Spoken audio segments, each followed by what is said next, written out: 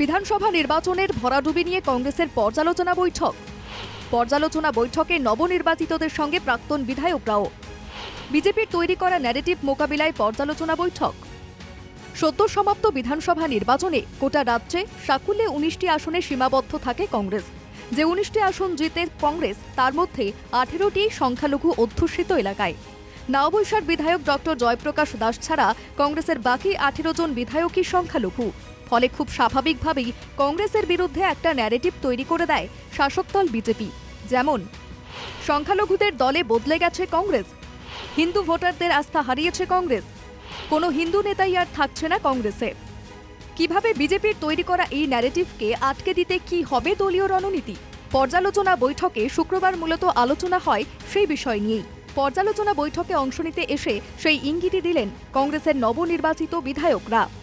যেতিয়া মুখ্যমন্ত্ৰী প্ৰাৰ্থী যেতিয়া হয়, তেওঁ বহুত জেগাত কেম্পেইন কৰিব লাগে। আজি মেক্সিমাম জেগাতে এনেকুৱা মুখ্যমন্ত্ৰী, যিহেতু তেওঁ অকল এটা সমষ্টি নহয়, পুৰা অসমলৈ যুঁজিবলগীয়া হৈছে আৰু প্লাছ ছিংগল ফেজত ইলেকশ্যন হৈছে। তেওঁ যোৰহাটত বেছি সময়ো দিব পৰা নাই, চবতে গৈ কেম্পেইনিং কৰিছে। তেওঁৰ কাৰণে বহুত চিটো বাঢ়িছে, আমাৰ তেওঁৰ কাৰণে ভোট শ্বেয়াৰো বাঢ়িছে। কিন্তু আনফৰ্চুনেট যে তেওঁ নিজৰ সমষ্টিত বহুত বেছি টাইম দিব নোৱাৰিলে, আৰু এইটো নৰ্মেলি হয় কেতিয়াবা। আমাৰ ৰিজাল্ট এবাৰ বেয়া হৈছে, কিয় বেয়া হৈছে এইটো কাৰণে ৰিভিউ হ'ব, আমি চবেই মিলি কথা পাতিম। চব একজেক্টলি পিন পইণ্ট কৰিব নোৱাৰে যে এজন মানুহৰ কাৰণে হৈছে বুলি কেতিয়াও পিন পইণ্ট কৰিব নোৱাৰে, কাৰণ ইলেকশ্যন এটা বিশাল এটা বস্তু। ইমান বিশাল ইলেকশ্যনত কেতিয়াও এজন মানুহৰ ওপৰত আপুনি পিন পইণ্ট কৰিব নোৱাৰে। এইটো কাৰণে আমাৰ আমাৰ অৰ্গেনাইজেশ্যনৰ মেবি কাম আমি কমকৈ কৰিছোঁ। গছপাত গছ এজোপাৰো এটা সময়হে ফুলে ফলে মানে জাতিষ্কাৰ হয়, আৰু এটা সময়হে আকৌ গছজোপা শুকাই যায়। কিন্তু গছজোপা মৰি নাযায়, গছজোপা আকৌ ফুলিব, কংগ্ৰেছ আকৌ ফুলিব, আৰু অসমৰ ৰাইজে আকৌ মৰম কৰিব। মানুহে দুবাৰ হাৰিলোঁ বুলি কৈ ভেঙুচালি কৰিছিলে, ইথিকিং কৰিছিলে, মানুহে দেখিলে হাঁহে। মই বাছত গ'লেও মোক কিবা কিবি কথা কয়, কি কয় ৰিক্সাতো যাব লগা হৈছিলে, তথাপিতো মানুহবিলাকে হাঁহিছিলে। কিছুমান মানুহে, চবেই নহয়, তথাপিতো মই সেইবিলাক ভূক্ষেপ নকৰিলোঁ, আৰু ৰাইজৰ লগত লাগি থাকিলোঁ বিপদে আপদে, আৰু ৰাইজে এইবাৰ মোক হিয়া উজাৰি মৰম কৰিলে, আশীৰ্বাদ কৰিলে, আৰু এইটো প্ৰকৃতিৰ নিয়ম। কংগ্ৰেছ প্ৰধান বিৰোধী দল আছিলে, আৰু কংগ্ৰেছেই যিখিনি ভোট পাইছে, অকল যে মাইনৰিটিৰ ভোট পাইছে সেয়া নহয়, নিজিকিব পাৰে সেইটো বেলেগ কথা।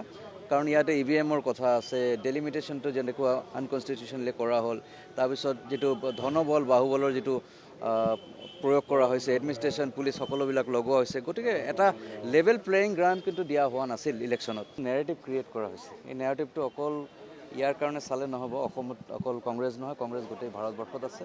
কেৰালাত আজি যে কংগ্ৰেছৰ চৰকাৰ হৈ আছে সেইটো কথা কোনেও ক'ব নোখোজে। এইফালে আপোনাৰ তামিলনাডুত কংগ্ৰেছ অংশীদাৰ হৈ আছে চৰকাৰৰ। গতিকে গোটেই ভাৰতবৰ্ষত যদি আপোনালোকে লক্ষ্য কৰে, তেতিয়াহ'লে চাব যে যিটো জনগাঁথনি আছে ভাৰতবৰ্ষৰ, সেই জনগাঁথনি হিচাপেই ধৰ্ম জাতি হিচাপে OBC মাইনৰিটি যেনেকুৱা লেভেলত আছে, তেনেকুৱা অনুপাতেই কিন্তু কংগ্ৰেছৰ MLA আছে। গতিকে কংগ্ৰেছ দলৰ ওপৰত যিটো টেগ লগাব খুজিছে, এইটো বহুদিনৰ পৰা চেষ্টা কৰি আছে বিজেপি। পর্যালোচনা বৈঠকের আগে বৃহস্পতিবার রাজীব ভবনে অনুষ্ঠিত হয় কংগ্রেসের মন্থন বৈঠক। বৈঠকে দলের বিধায়কদের উদ্দেশ্যেও সেই একই বার্তা দিয়েছিলেন প্রদেশ কংগ্রেস সভাপতি। কংগ্রেস বিধায়কদের বিজেপির ফাঁদে পা না দেওয়ার আহ্বান গৌরবের। এখানেই শেষ নয়, বিজেপির তৈরি করা ন্যারেটিভ নিয়েও প্রকাশ্যে কোনো মন্তব্য করা থেকে বিরত থাকার পরামর্শ দিয়েছিলেন প্রদেশ কংগ্রেস সভাপতি। পরিবর্তে দলীয় বিধায়কদের সাধারণ মানুষের পাশে থাকার পরামর্শ দিয়েছিলেন APCC সভাপতি। এখানেই শেষ নয়, বিধানসভায় শুধু সংখ্যালঘু নয়, অসমের সব জাতি জনগোষ্ঠীর সমস্যার কথা তুলে ধরার নির্দেশও দিয়েছিলেন APCC সভাপতি। যিখিনি কাম আমি আমাৰ আধৰুৱা থাকিলে সেইখিনি কাম আমি কেনেদৰে সম্পূৰ্ণ কৰোঁ, আৰু সামূহিকভাৱে ৰাইজৰ পৰা আমি কেনেদৰে পৰৱৰ্তী দিনত ৰাইজৰ পৰামৰ্শ আমি ল'ব পাৰোঁ, ৰাইজৰ ওচৰত নতুন দিশে আমি কেনেদৰে সংযোগ সৃষ্টি কৰি ৰাইজৰ পৰামৰ্শ লৈ আমি আগবাঢ়ি যাব পাৰোঁ। অসমৰ জ্বলন্ত সমস্যা এতিয়াও আছে। আমি ৰাইজৰ সমস্যা ভালদৰে আমি কেনেদৰে তেওঁলোকৰ কথাবোৰ উপস্থাপন কৰিব পাৰোঁ, গোটেইখিনি কথা লৈ এটা ব্যাপক আমাৰ আত্মমন্থন, লগে লগে সাংগঠনিক সাল সলনিৰ প্ৰক্ৰিয়া ইতিমধ্যে আৰম্ভ হৈছে, আৰু আপোনালোকে পৰৱৰ্তী দিনত দিনে দিনে গম পাব।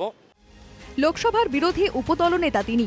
সঙ্গে রয়েছে প্রদেশ কংগ্রেসের অতিরিক্ত দায়িত্ব, টানা 3 বারের সাংসদ এবং গত 12 বছর থেকে টানা বিরোধী শিবিরে। তাই চাপে থাকা এবং চাপ শুষে নেওয়ার রাজনীতির সঙ্গে খুব ভালোভাবেই পরিচিত গৌরব। অসমে তার নেতৃত্বে কংগ্রেসকে খাদের কিনারা থেকে টেনে আনতে পারে কিনা সেটাই এখন দেখার। Bureau report, NK TV Bangla.